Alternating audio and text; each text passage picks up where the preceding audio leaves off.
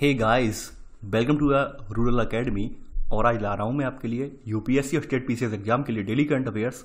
तो आज इसी क्रम में हमारी डेट है 1 जुलाई। तो आज का यहाँ पे करंट अफेयर्स देखेंगे। तो चलिए स्टार्ट करते हैं आज का वीडियो। देखते हैं मैं क्या क्या डिस्कस करना है यहाँ पर। देखिए, आज का पहला प्रश्न है, टैली घनत्व के संदर्भ में निम्नलिखित कथनों पर विचार कीजिए। यहाँ बताना है कौन सा कथन सही है।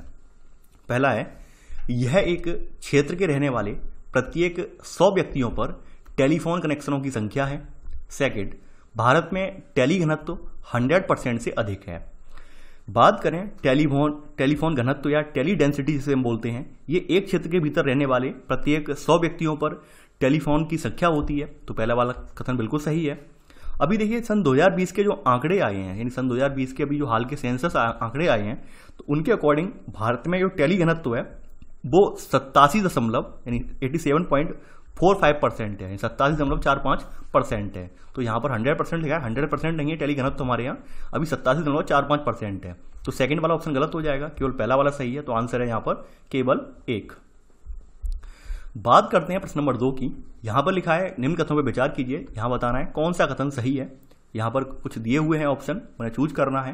पहला है, यदि विदेशी निवेशक द्वारा कंपनी के 10% या अधिक शेयर प्राप्त हो जाएं तो इस निवेश को एफडीआई यानी प्रत्यक्ष विदेशी निवेश कहते हैं। सेकंड, यदि किसी विदेशी निवेशक द्वारा कंपनी के 20% से कम शेयर खरीदे जाएं तो उसे विदेशी पोर्टफोलियो निवेश कहते हैं। थर्ड, भारत में प्रत्यक्ष विदेशी निवेश के 2 अलग अलग मार्गों के माध्यम से अनुमति दी जाती है।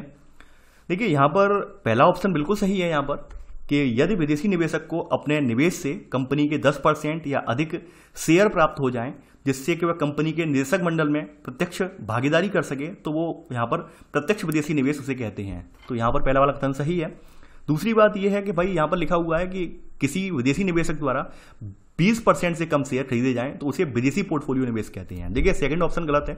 आप जानते होंगे जो आप विदेशी पोर्टफोलियो निवेश के बारे में कि पोर्टफोलियो निवेश जो होता है शॉर्ट टर्म के लिए होता है और शॉर्ट पूंजी के लिए होता है, शॉर्ट टर्म के लिए, और आपकी यहाँ पर शॉर्ट पूंजी भी हो तो उसके लिए ये होता है। ठीक है, तो यहाँ पर आप ऑब्वियसली बात लगा सकते हैं कि भाई 10% से ज्यादा रखा गया है, किसके लिए यहाँ पर रखा गया है, एफडीआई के लिए रखा गया है। तो ऑब्वियसली बात है, जो पोर्टफोलियो निवेश होगा इससे कम ही होगा। ठीक है, यानी पोर्टफोलियो पहली बात होती है कम पूंजी होती है, ज्यादा पूंजी नहीं होती है। एफडीआई के लिए हमें ज्यादा पूंजी लगानी पड़ती है दीर्घकालिक समय के लिए, लेकिन हमें जो पोर्टफोलियो निवेश है इसके लिए बहुत ही शॉर्ट पूंजी लगा सकते हैं। ठीक है, तो यहाँ पर इसकी जो सीमा है वो 10% से कम है हमारे यहाँ। पोर्टफोलियो निवेश यानी विदेश का कोई व्यक्ति हमारे यहाँ किसी कंपनी में इन्वेस्ट करना चाह रहा हो तो 10% से कम शेयर खरीदकर उसमें इन्वेस्ट कर सकता है। तो ऐसे करके जो निवेश होगा वो विदेशी पोर्टफोलियो निवेश ये कहा जाएगा।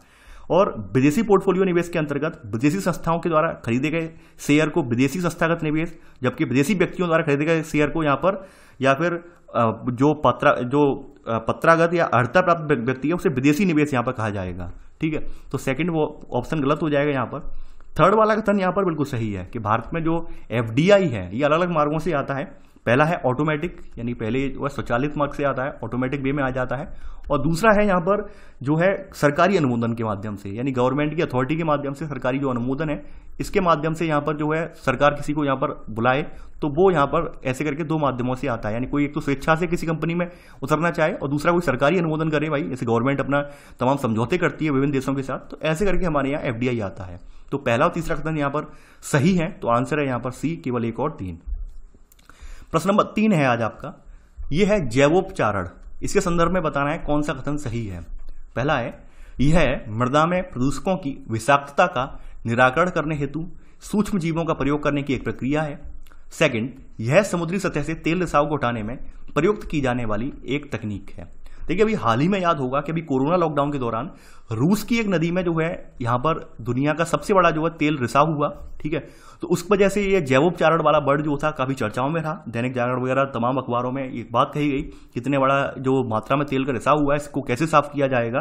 तो जैवोपचारण एक टेक्निक है, यानी जिसे हम बायो रेमेडिएशन के नाम से जानते हैं। ये टेक्निक है, समुद्र में फैले हुए किसी तेल को हम यहाँ पर जो है हटा सकने की एक टेक्निक है। ठीक है, यानी समुद्र के ऊपर तेल होता है वो सतह के रूप में होता है, क्योंकि तेल हल्का होता है तो तेल क्या होता है, समुद्र की सतह पर रहता है ये। ठीक है, तो सूक्ष्म जीवों जैसे जैविक अवकर्मक का पर्यावरणीय क्षति के सुधार या पुनर्प्राप्ति के लिए उपयोग किया जाना यहाँ पर जो है बायो रेमेडिएशन या फिर जैवोपचारण कहलाता है, और इसे जैव सुधार के नाम से भी जाना जाता है। ठीक है, तो ये यहाँ पर पहला वाला ऑप्शन बिल्कुल सही है। यहाँ पर, यानी कि ये इसका प्रयोग दूषित माध्यमों के उपचार करने के लिए किया जाता है। इन माध्यमों में जल, मृदा या उप सतही पदार्थ इसमें शामिल होते हैं। तो यहाँ पर पहला वाला कथन बिल्कुल सही है। सेकंड वाला ऑप्शन है यहाँ पर कि यह समुद्री सतह से तेल रिसाव को हटाने में प्रयुक्त की जाने वाली एक तकनीक है।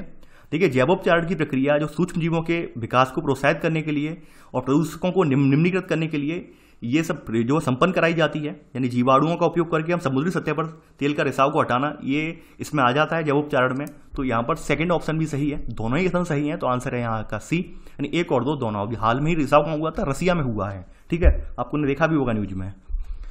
आगे बढ़ते हैं, प्रश्न नंबर 4 है, हाल ही में जारी नवीनतम आंकड़ों के अनुसार किन राज्यों में संस्थागत प्रसवों की संख्या में कमी आई है? बात करते हैं राजस्थान, उत्तर प्रदेश, छत्तीसगढ़, मध्य प्रदेश, झारखंड, छत्तीसगढ़, हरियाणा, उड़ीसा। देखिए, बात करें यहाँ पर छत्तीसगढ़ की, तो छत्तीसगढ़ में वर्तमान परिदृश्य में यानी मार्च 2020 के दौरान जो संस्थागत प्रसव है, इनकी संख्या की तुलना जो है अप्रैल 2020 से जब की गई, तो अप्रैल 2020 में, क्योंकि मार्च में आपको बताया कि मार्च में क्या लगा था हमारे यहाँ, मार्च में लॉकडाउन लगा था, यानी मार्च में कोरोना की वजह से पूरा देश, समूचा देश जो है लॉकडाउन हो गया था। तो इस वजह से जो संस्थागत जो थे प्रसव थे, यानी किसी संस्था के द्वारा महिलाओं की डिलीवरी करवाई जानी थी, वो काम अब अवरुद्ध हो गए। तो यहाँ पर वही आंकड़ा यहाँ पे अप्रैल का निकाला गया। तो अप्रैल का जब आंकड़ा निकाला गया तो यहाँ पर ये पाया गया कि छत्तीसगढ़ जो राज्य है, छत्तीसगढ़ राज्य में संस्थागत प्रसव हैं, उनमें लगभग 15.39% की यहाँ पर गिरावट दर्ज की गई। 15.39% की यहाँ भी गिरावट दर्ज की गई। ठीक है, यानी कि फरवरी 2020 में संस्थागत प्रसव की संख्या जो थी, यानी फरवरी में यहाँ पर जो संख्या थी संस्थागत प्रसव की, वो लगभग 37,984 दर्ज की गई थी। 37,984 दर्ज की गई थी। वही ये संख्या जो है अप्रैल में घटकर मात्र ये संख्या, यानी अब अप्रैल आते आते ये संख्या जो कितनी रह गई संस्थागत प्रसव की, 32,000 यहाँ पर 529 रह गई, 529 रह गई। तो ऐसे करके आप देख पा रहे हैं कि लगभग ये संख्या जो कितनी घट गई यहाँ पर। ठीक है, तो यहाँ पर अभी अगर बात करें, यहाँ पर अभी आपने देखा होगा राष्ट्रीय परिवार स्वास्थ्य सर्वेक्षण तीसरा और परिवार स्वास्थ्य सर्वेक्षण चौथा, इसके दौरान जो संस्थागत प्रसव थे उनकी संख्या बढ़ गई थी, लेकिन अभी ये लॉकडाउन की वजह से संख्या ये पुनः घट गई। तो छत्तीसगढ़ की तो घटी है, इसके साथ झारखंड की भी घटी है। झारखंड की बात करें तो झारखंड में अगर बात करें यहाँ पर, तो झारखंड में जब मार्च में लॉकडाउन लगा, ठीक है, तो उस समय यानी कि मई में 2020 तक संस्थागत प्रसव के लिए लगभग यहाँ पर 52,000 महिलाएं जो थी इनके यहाँ पर सूची में चढ़ाई गई थी, यानी मई तक के लिए इनमें आंकड़े इन्होंने चढ़ाए थे झारखंड में। तो 52,000 महिलाओं को उन्होंने पंजीकृत किया था। ठीक है, और लेकिन 21 मई तक यहाँ पर केवल और केवल 52,000 में से मात्र 5.1% महिलाओं का ही प्रसव हो पाया। ठीक है, रीजन था लॉकडाउन की वजह से। तो यहाँ पर वही चीजें निकल के आई कि भाई यहाँ पर जो चीजें हमने अचीव करना था वो अचीव नहीं हो पाया। ठीक है, ये कमी आई है लॉकडाउन की वजह से आई। तो आंसर है सी, झारखंड और छत्तीसगढ़ में सबसे ज्यादा कमी देखने को मिली है। ठीक है, आगे बढ़ते हैं यहाँ पर। अब देखिए, ये जो है यहाँ पे बताना है कौन सा सही सुमेलित नहीं है। वास्तव में ये वाला जो प्रश्न है, अभी आपने देखा होगा कि अभी नॉर्थ कोरिया ने साउथ कोरिया की एक चौकी उड़ा दी। ठीक है, यानी ऐसी घटना काफी सालों बाद हुई कि अब नॉर्थ कोरिया ने साउथ कोरिया किसी चौकी पर या किसी सैन्य जो चौकी है उस पर हमला किया, वो पहली घटना हुई है ये। तो उसी संदर्भ में एक कालक्रम यहाँ पे बताया गया है कि भाई नॉर्थ कोरिया साउथ कोरिया का समझौता कब हुआ, युद्ध विराम कब हुआ, वो सब बातें बताई गई हैं। अंतर कोरियाई सैन्य समझौता यहाँ बताया गया है, ये 1950 में, यूनाइटेड नेशंस कमांड 2018 में, और कोरियाई युद्ध विराम समझौता 1953 में। अगर बात करें उत्तर कोरिया यानी नॉर्थ कोरिया, ठीक है, और साउथ कोरिया यानी एनके और एसके, ठीक है, इन्होंने वर्ष 2018 में यानी कि अंतर कोरियाई सैन्य समझौते इंटर कोरियन मिलिट्री एग्रीमेंट पर हस्ताक्षर किए। और इसके तहत उत्तर कोरिया के जो शीर्ष नेता थे यहाँ पर किम जोंग उन और दक्षिण कोरिया के राष्ट्रपति थे मून जेई इन, इनके बीच एक बैठक हुई थी। और बैठक के बाद यहाँ पर प्योंगयांग संयुक्त घोषणा नामक एक समझौते पर हस्ताक्षर किए गए थे।